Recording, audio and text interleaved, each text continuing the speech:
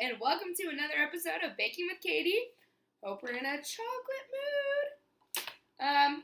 Today we're making chocolate cookies. Grain-free, gluten-free, no oats this time, just bananas and chocolate. So I'm going to start off by putting this banana into my bowl. Again, on that banana theme, more leftover bananas.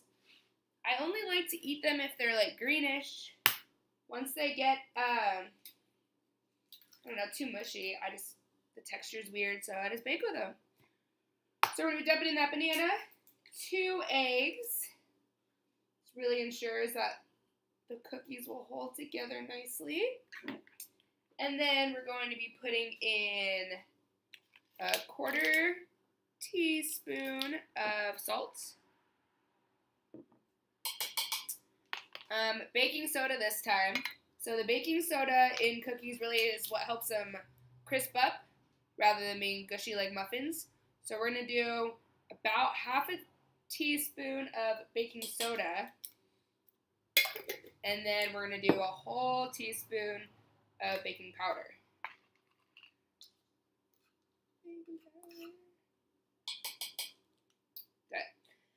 I'm going to be putting chocolate whey protein. You can use any chocolate protein you want to. I'm just using whey because it's what I have. But ideally, anywhere, this is 26 grams of protein.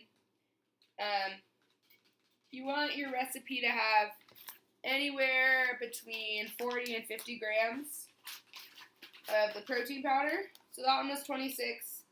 This one is 20, so I'm at 46 right now. Should be enough to hold them together too. You can always add more if for some reason your cookies are coming out too gushy and you can't make them into cookies. And just kind of spreads out like pancake. So then we're going to have, I use, I can never say it, I'm not even going to try. Instead of just commercial cocoa powder, I mean, Ghirardelli sometimes tastes better, but I'm looking more for the health benefits. So I'm going to put 3, heaping tablespoons in there. And by heaping, I really mean almost like 2 tablespoons, but it's like a mountain. My measurements are pretty precise, so actually I'm going to put 4 in.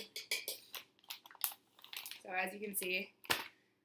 And then I'm going to be putting in, since that was a lot of, it's high in fiber, pretty bitter though. So since I put so much of that in, I'm going to be putting about 1.5 teaspoons of the liquid stevia, just to make sure it's not too bitter. We'll get some of the sugar from the banana to kind of help sweeten it up. But a lot of people don't really like that super dark chocolatey flavor. I'm also going to be putting some freeze-dried acai powder in there, just for some extra antioxidants. So I'm going to put 2 tablespoons. That was half. There we go. And then I'm going to be putting in 4 tablespoons of psyllium husk, just to boost up the fiber. Really hold those cookies together too. So I really want it to be at like a dough-like consistency. There we go. And then about 1 tablespoon, maybe a little less, about 3/4 tablespoon of vanilla extract. I'm going to go ahead and pour that in here. And then about 1/4 cup of coconut oil. I already melted it in the microwave.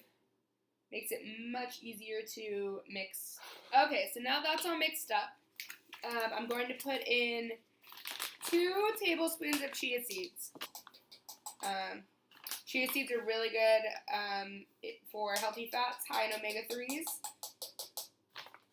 Go ahead and mix all that in. Should be pretty thick at this point, almost like a brownie batter consistency. Again, if it's too runny, you can add in more protein powder, more of the psyllium husk, or more of the cocoa powder. If you do add in more of the cocoa powder, though, I definitely suggest making sure you taste it before you start making the cookie balls. They might be pretty bitter, and you would want to add a little more stevia in there. just to counteract all of that bitterness. Unless you're a huge dark chocolate fan, then go for it. And then I'm going to get a spoon, and we're just going to scoop out little cookies onto my already oiled baking sheet. Again, I would suggest oiling this with coconut oil, maybe butter if you want. I wouldn't use olive oil or any kind of processed spray, so definitely not canola oil, no vegetable oil. And then you're just going to make cute little cookies. So I'm just going to put a few on there like that. Lighting. Bake those at 350 for about 15 minutes, and then just pulled them out of the oven. All done. Puffed up beautifully. Give them a couple minutes to cool up before you spatula them off and give them to friends. Thank you for watching another episode of Baking with Katie.